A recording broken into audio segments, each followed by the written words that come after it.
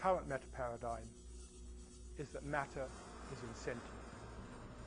We assume that matter is totally unconscious, and that's where the problem arises.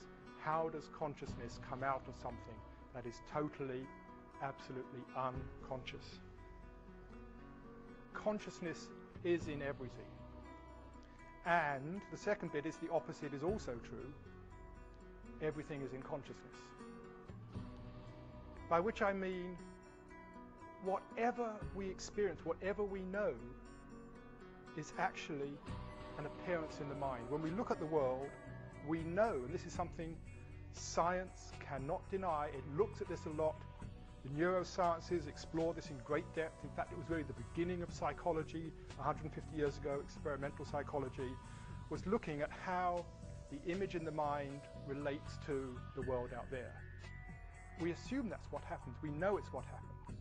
When you're looking at this world now, looking at the screen, looking at the room, we know what is going on is that light comes in through the eyes, hits the back of the retina, triggers electrochemical impulses which travel down nerve fibers to the back of the brain, where the brain very cleverly, in about 1/10 of a second, puts it all together and says, this is what it looks like out there.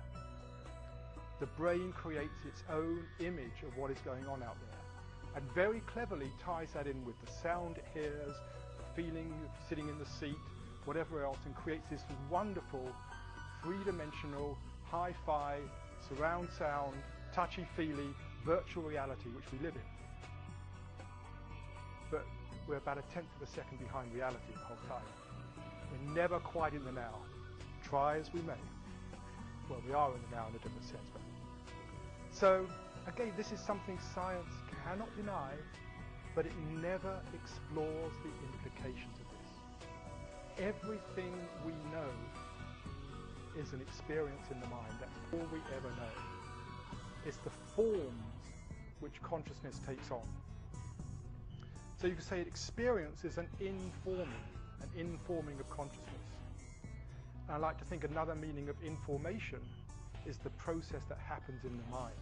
Information is the formation of form, is the creation of form in the mind, the process of form arising in the mind. 200 years ago by Immanuel Kant, who said there were two parts. There's the noumenon, what he called the noumenon, which literally means that which is perceived.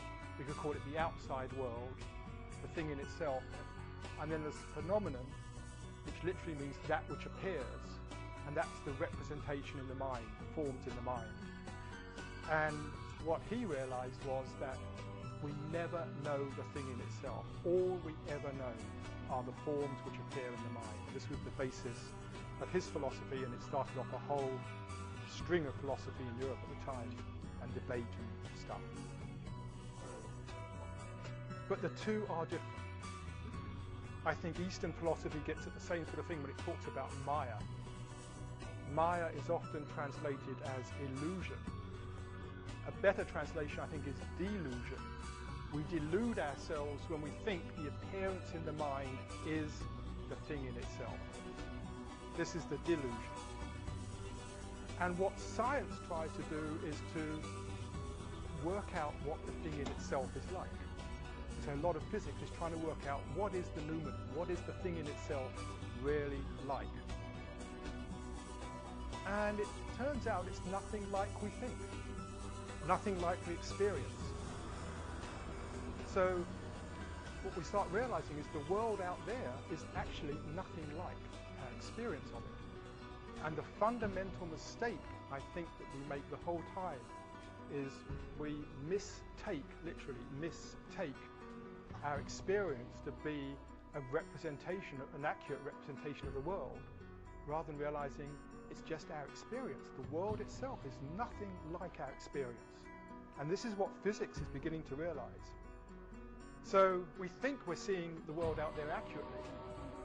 We've no idea what's actually there. There's something there which we perceive, which gives rise to color and shape, but what it actually is, we don't really know.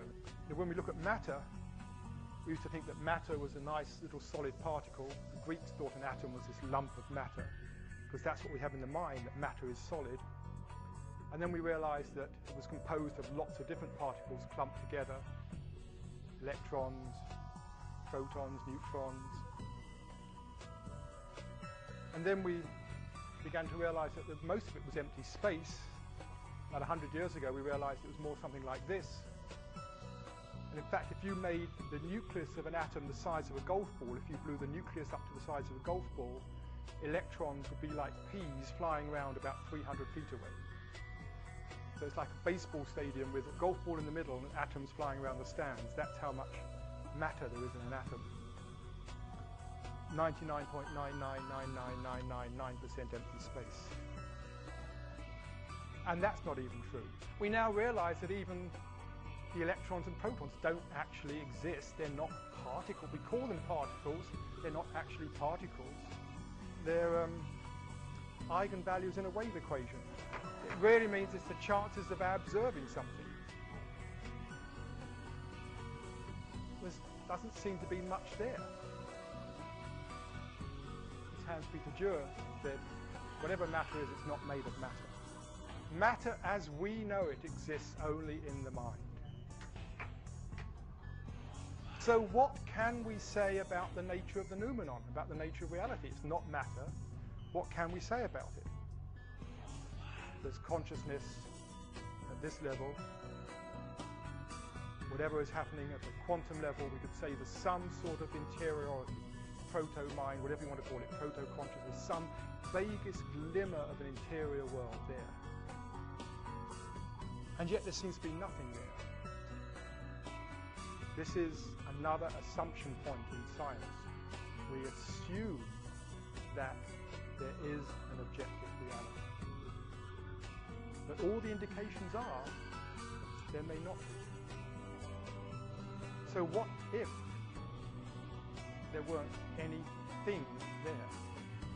This, I suspect, is what people talk about the vacuum state in physics, the zero-point field that underlies the whole of material creation, which gives rise to particles bubbling out of it.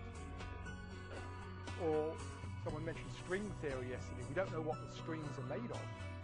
We talk a lot about the strings as being dimensions, knotted dimensions in space. Supposing the strings are actually strings of consciousness, then what we have is consciousness observing itself. So there is only consciousness. Variations in the consciousness field are perceived as an image in the mind. So the material world that we know of is the appearance in the mind.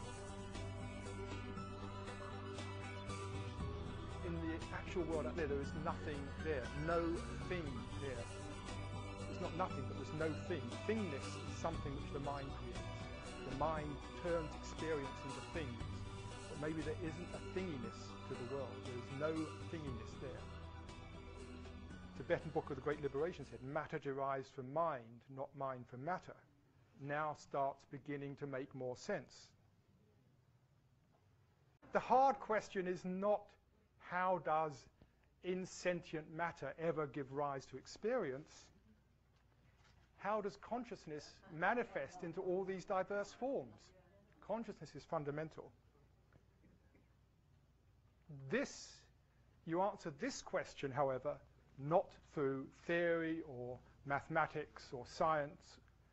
You do it by experiment, but the experiment is in the mind.